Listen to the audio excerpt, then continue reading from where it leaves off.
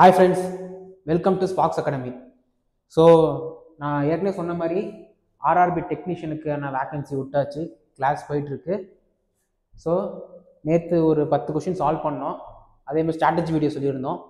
So இன்னும் அதுக்கு நல்ல ரெஸ்பான்ஸ் கிடச்சிச்சு. அதே மாதிரி இன்றைக்கி ஒரு 10 கொஷின் சால்வ் பண்ண போகிறோம். மேக்ஸு, ஜிஎஸ்ஸு, ஜிஎல்லாம் எடுத்துகிட்டு வந்திருக்கேன். அவங்க ஸ்டேட்டஸ் சம்குள்ளே போகணும். ஸோ ஃபஸ்ட் சம் இது வந்து பார்த்தீங்கன்னா ஜிஎஸ் வந்து கொண்டு வந்திருக்குது. ஜெனரல் சயின்ஸ்ல இருந்து கொஸ்டின் பார்த்தா கேட்டாங்கன்னா, starting from rest car is moving with uniform acceleration 0.5 metre per second square. So a கொடுத்துட்டாங்க, acceleration a equal to 0.5 metre per second square. என்ன கேட்டிருக்காங்க அப்படின்னா, வெலாசிட்டி கேட்டிருக்காங்க. எப்போனா 20 செகண்ட்ஸ்க்கு அப்புறம் இருக்க வெலாசிட்டின்னு கேட்டிருக்காங்க. ஸோ செகண்ட்ஸ் வந்து பார்த்தீங்கன்னா 20 செகண்ட் கொடுத்துருக்காங்க டைம். ஸோ என்ன கேட்குறாங்க, வெலாசிட்டி கேட்குறாங்க. ஸோ வெலாசிட்டி ஃபார்முலா தெரியுமா? Velocity equal to acceleration into time. So acceleration என்னது 0.5. So 0.5 into time என்ன 20 equal 10. என்ன யூனிட் வரும்? Metre per second. இதுக்கு velocity. ஓகேவா? So option 4. ஸோ சிம்பிளான கொஸ்டின் தான். நெக்ஸ்ட் திருப்பி ஜிஎஸ் ஒரு கொஸ்டின் வந்திருக்கு. இது என்ன அப்படின்னா, மிக்சர்ங்கிற டாபிக்ல இருந்து இந்த கொஸ்டின் கொண்டு வந்திருக்கேன். ஸோ மிக்சர்ல வந்து பார்த்தீங்கன்னா எப்படி இருக்கும் அப்படின்னா, இப்படி இருக்கும் ஒரு கொஸ்டின்.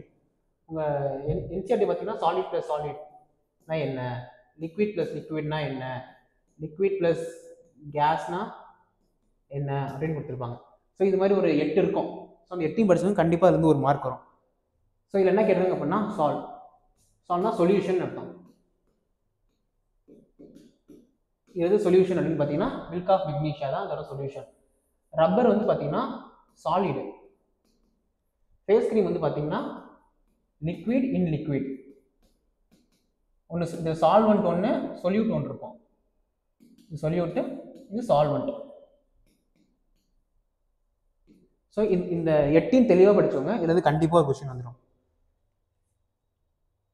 நெக்ஸ்ட் ரீசனிங்ல இருந்து ஒரு கொஸ்டின் கொண்டு வந்துருக்கேன். So reasoning question. ஸோ இது வந்து பார்த்தீங்கன்னா ஸ்டேட்மெண்ட்டு, கன்க்ளூஷன் 2 ஸ்டேட்மெண்ட் கொடுத்துருவாங்க. 2 ஸ்டேட்மெண்ட்டையும் வென் டயக்ராமில் போட்டு நம்ம கம்பேர் பண்ணி ஆன்சர் கொண்டு வரணும். ஸோ இந்த கொஸ்டின் பார்த்தீங்கன்னா சம் கொஷின்ஸ் ஆர் பெல், அதாவது சம் கொஷின்ஸ் ஆர் பெல், சில கொஷின் வந்து பெல்லாக இருக்கும் அப்படின்னு சொல்கிறாங்க. ஸோ இது எப்படி ஷேர் பண்ணோம் அப்படின்னா, இது கொஷின் வச்சுக்கலாம். ஓகேவா? இன்னொன்று பெல்ஸ். ஸோ பெல்லுக்கு ஒரு டயக்ராம். ஸோ இங்கே என்னது, சில கொஷின் வந்து பெல்லாக இருக்குது. இந்த ஷேரிட் ஏரியா வந்து கொஷினு, சில கொஷின் வந்து பெல்லா இருக்குது. ஓகேவா? நெக்ஸ்ட் ஆல் கொஷின்ஸ் ஆர் மிஷின்ஸ், எல்லா கொஷினும் மிஷின்ஸாக இருக்கணும். ஸோ இதான் கொஷின். இப்போ நான் டயக்ராம் என்ன பண்ண பாருங்க, இதுக்கு மேலே இப்படி ஆல் கேட்டிருந்தா இப்படி போட்டுக்கணும். ஓகேவா? இங்கே எம். ஸோ இப்போ வந்து ஒழுங்கா ப்ரூவ் ஆகுதா? All machines R question. ஓகேவா? சரி, ஆல் கொஷின்ஸ் ஆர் மிஷின். ஓகேவா? ஸோ இப்போ கன்க்ளூஷன் பார்க்கலாமா? ஃபர்ஸ்ட் என்ன சொல்லியிருக்காங்க, ஆல் மிஷின்ஸ் ஆர் குஷன். எல்லா மிஷினும் குஷனான்னு பார்த்தீங்கன்னா இல்லை. இந்த இடத்துல இருக்க பாட்டெல்லாம் பார்த்தீங்கன்னா குஷன் கிடையாது. ஸோ இது தப்பு. இங்கே என்ன சொல்லியிருக்காங்க, சம் பெல்ஸ் ஆர் மிஷின்ஸ். இது பெல்ஸா, இது மிஷின்ஸா? மிஷின்ஸில் சில பார்ட்டு பாருங்க, இது ஃபுல்லாக மிஷின்ஸா? மிஷின்ஸில் சில பார்ட், இந்த பார்ட் இருக்கு பாருங்க, இது பெல்லா இருக்குது. ஸோ இந்த ஆப்ஷன் கரெக்டு. ஸோ ஆப்ஷன் பார்க்கலாமா? Only conclusion two follows. Option a தான் கரெக்ட். நெக்ஸ்ட் என்ன கேட்டிருக்காங்க, இது வந்து ஒரு ஆப்டி கொஸ்டின். ஓகேவா? ரெகுலர் பாலிகன் கொஸ்டின் இந்த கொஸ்டின் கேட்டிருக்காங்க. ஸோ ரெகுலர் பாலிகன்ல இருந்து என்ன கேட்டிருக்காங்க அப்படின்னா, இன்டீரியர் ஆங்கிள் கொடுத்துட்டு நம்பர் ஆஃப் சைட்ஸ் என்ன அப்படின்னு கேட்குறாங்க. ஸோ நம்பர் ஆஃப் சைட்ஸ் கண்டுபிடிக்கிறதுக்கான ஃபார்முலா ஒன்று இருக்குது. ஸோ இன்டீரியர் ஆங்கிள் கொடுத்துட்டாங்க அப்படின்னா நம்ம என்ன பண்ணோம்னா, இன்டீரியர் ஆங்கிள் அது 165 equal to n minus 2 divided by n into 180. So இதான் ஃபார்முலா. ஓகேவா? இந்த ஃபார்முலா மக்கப் பண்ணிக்கோங்க.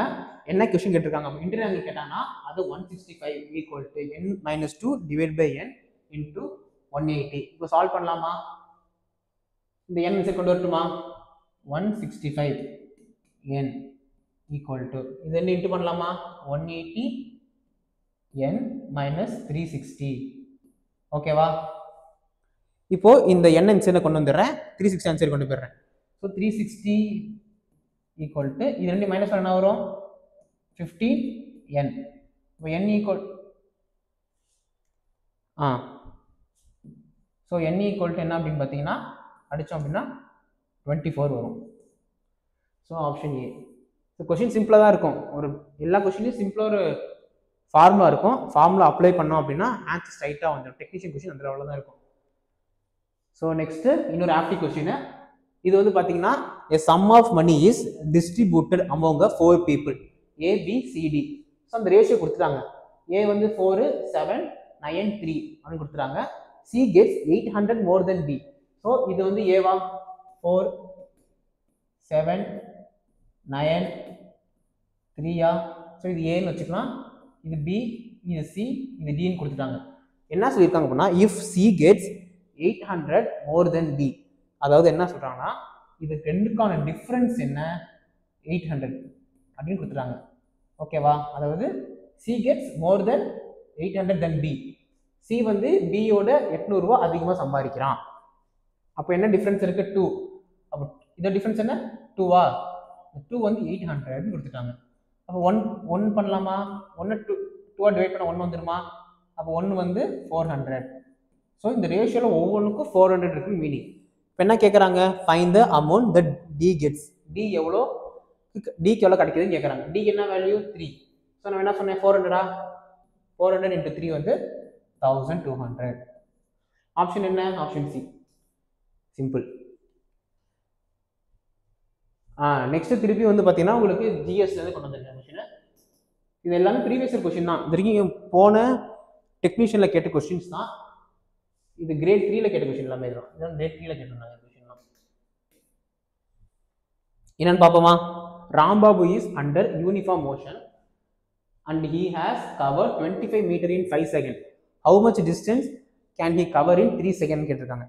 ஸோ என்ன சொல்லிட்டாங்க, டிஸ்டன்ஸ் கொடுத்துட்டாங்க. So distance equal to 25 metre எழுதிக்கலாமா? நெக்ஸ்ட் டைம் கொடுத்துட்டாங்க 5 செகண்ட்ஸ். ஸோ வெலாசிட்டி கண்டுபிடிக்கலாமா? Velocity equal to d/t. So டிங்கிறது என்னது 25 டிவைட் பை டைம்ங்கிறது என்னது 5. என்ன வருது 5 வரும். இப்போ என்ன கேட்டாங்க, டிஸ்டன்ஸ் கவர்ட் இன் 3 செகண்ட்ஸ் என்ன கேட்டிருக்காங்க. ஸோ அதே மாதிரி கண்டுபிடிக்கலாமா? டிஸ்டன்ஸ் ஃபார்முலா என்ன? Distance is equal to v divided by t. Sorry v into t. v into t. Velocity into time. Velocity என்ன 5, டைம் என்ன 3, போட்டால் என்ன வரும் 15. Option C. சிம்பிள் கொஸ்டின் தான் எல்லாமே. நெக்ஸ்ட் ரீசனிங்ல தான் கொஸ்டின் கொண்டு வந்திருக்காங்க. இந்த கொஸ்டின் நல்லா பாருங்க. கொஸ்டின் பார்க்கவே கஷ்டமா இருக்கும், பட் சால்வ் பண்ணிட்டோம் அப்படின்னா ஈஸியாக இருக்கும். கொஸ்டின் நிறைய பேர் என்ன பண்ணோம், கொஸ்டின் நம்பர்ஸ்லாம் பெருசாக இருக்கு, ஸோ இந்த கொஸ்டினை ட்ரா பண்ணிடலாம் விட்டுட்டு போயிடலாம்னு நினைப்பாங்க. பட் நீங்கள் சால்வ் பண்ண இந்த கொஸ்டின்ஸ் எல்லாம் ஈஸியாக கண்டுபிடிச்சு போடலாம்.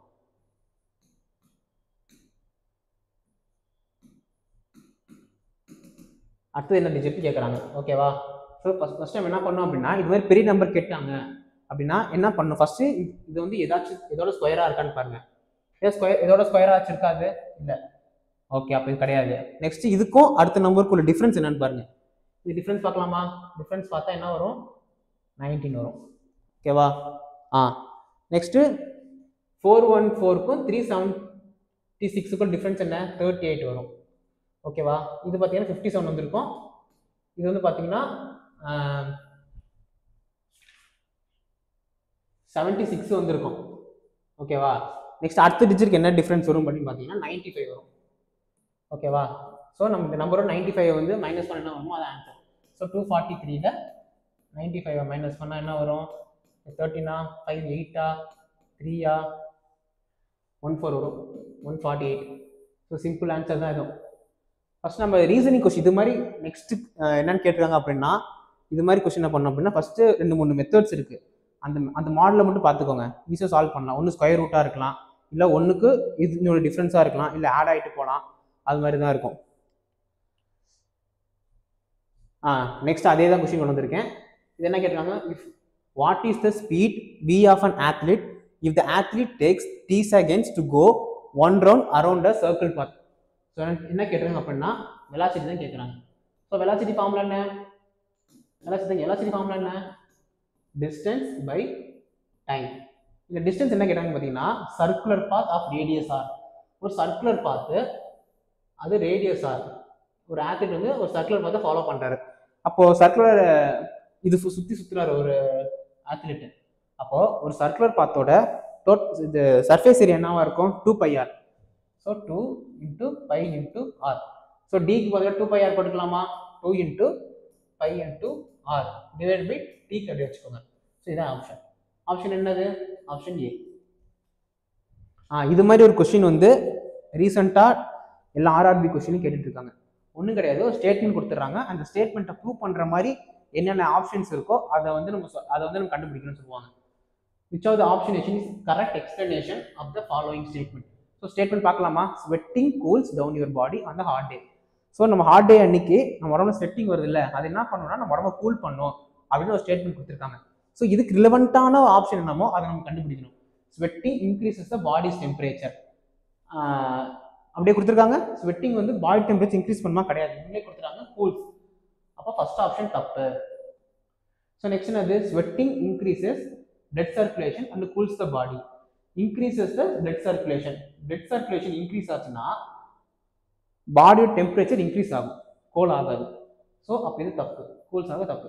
இந்த statement is wrong. Actually statement correct தான். ஸ்வெட்டிங் வந்து பாடி டெம்பரேச்சரை டிக்ரீஸ் பண்ணும். ஸோ ஸ்டேட்மெண்ட் கரெக்ட், அப்போ இதுவும் தப்பு. ஸோ அப்போ என்னது? ஆப்வியஸ்லி ஆப்ஷன் 4 தான் கரெக்ட். பட் செக் பண்ணிக்கலாம். Sweating causes rapid evaporation which absorb heat from the body surface and cools the body. Sweat வந்து உடம்புல இருக்க ஹீட்டை வந்து எவாப்ரேட் பண்ணி உடம்புக்கு ஹீட் மூலமா ஸ்வெட் வந்து எவாப்ரேட் ஆகி உடம்பு கூல் பண்ணுன்னு சொல்றாங்க. இது option correct. Next GS question வந்திருக்கு. இது வந்து என்ன டாபிக் அப்படின்னா வந்து செல்லோட இது ஸ்ட்ரக்சர்ஸ் வந்து கொஸ்டின் கேட்டிருக்காங்க. ஸோ என்ன கேட்டிருக்காங்க அப்படின்னா if lysosome is called suicide bag அப்படின்னா பவர் ஹவுஸ் என்ன அப்படின்னு கேட்டிங்கன்னா பவர் ஹவுஸ் என்னது? மைட்டோகாண்ட்ரியா தான் பவர் ஹவுஸ். நமக்கு தேவையான எனர்ஜி ஏடிபின்னு சொல்லுவாங்க. ஸோ அந்த ஏடிபி ப்ரொடியூஸ் பண்ணுறது என்ன பார்த்தீங்கன்னா மைட்டோகாண்ட்ரியா. அவ்வளோதான் மொத்தமாகவே. ஸோ டெக்னீஷியனுக்கு இன்னைக்கு ஒரு 10 கொஸ்டின் பார்த்துருக்கோம். ஸோ ரெகுலர் டெய்லி ஒரு 10 கொஸ்டின் 5 கொஸ்டின் பார்க்க தான் போகிறோம். ஸோ டெக்னீஷியனுக்கான டெஸ்ட் பேட்ச் வந்து நம்ம ஸ்பார்க்ஸ் அகாடமியில் வந்து லான்ச் பண்ணியிருக்கோம். ஸோ அதை வந்து நீங்கள் ஜாயின் பண்ணிக்கோங்க, கண்டிப்பாக யூஸ்ஃபுல்லாக இருக்கும். டெய்லி கொஸ்டின் சால்வ் பண்ணுங்கள். அது மட்டும் இல்லாமல் சால்வ் பண்ண கொஸ்டின்ஸை வந்து ரிவ்யூ பாருங்கள். நிறைய பேர் ரிவ்யூ பார்க்க நிறுத்திட்டீங்க. ஸோ டெய்லியும் பார்த்து கொஸ்டின்ஸ்க்கு ரிவ்யூ பார்த்து அதுக்கு தனியாக ஒரு நோட்டு போட்டு அந்த ரிவ்யூ டெய்லி ரிவிஷன் பண்ணுங்கள். ஒரு ஃபர்ஸ்ட் டே ரிவிஷன் பண்ணுறீங்க அப்படின்னா அடுத்த ரிவிஷன் ஒரு 3rd டே பண்ணுங்கள், அப்புறம் 7th டே பண்ணுங்கள். ஸோ இது மாதிரி ஒரு ரெகுலர் கேப் போட்டு ரிவிஷன் பண்ணுற மூலமாக நீங்கள் படித்தது வந்து உங்களுக்கு ஈஸியாக ரீட்டைன் ஆகிட்டே இருக்கும். ஸோ ரீடென்ஷன் பவர்னு சொல்லுவாங்க. அப்படி என்ன சார் அப்படின்னு கேட்டிங்கன்னா நீங்கள் படிக்கிறது எத்தனை % உங்கள் மைண்டில் வந்து ரீட்டைன் ஆகுது அப்படிங்கிறது முக்கியம். ஸோ நீங்கள் இன்றைக்கி படிக்கிறீங்க, இன்றைக்கி வந்து படிச்சிங்கன்னா 100% இருக்கும். ஸோ திருப்பி நாளைக்கு நீங்கள் ரிவிஷன் பண்ணல அப்படின்னா அது ஒரு 30% குறைஞ்சிரும், 70% காணா போயிடும். ஸோ நீங்கள் அது செகண்ட் டே ரிவிஷன் பண்ணும்போது இன்னும் கொஞ்சம் இன்க்ரீஸ் ஆகும். அதே மாதிரி ஒரு 3rd டே பண்ணுங்கள், நெக்ஸ்ட் ஒரு 7th டே பண்ணுங்கள். இப்படி பண்ணிங்கன்னா படிச்சது அப்படியே ரீட்டைன் ஆகிட்டே இருக்கும். ஸோ இது மாதிரி பண்ணிங்கன்னா ஈஸியாக இந்த எக்ஸாம் கிளியர் பண்ணிடலாம். All the best. தேங்க்யூ.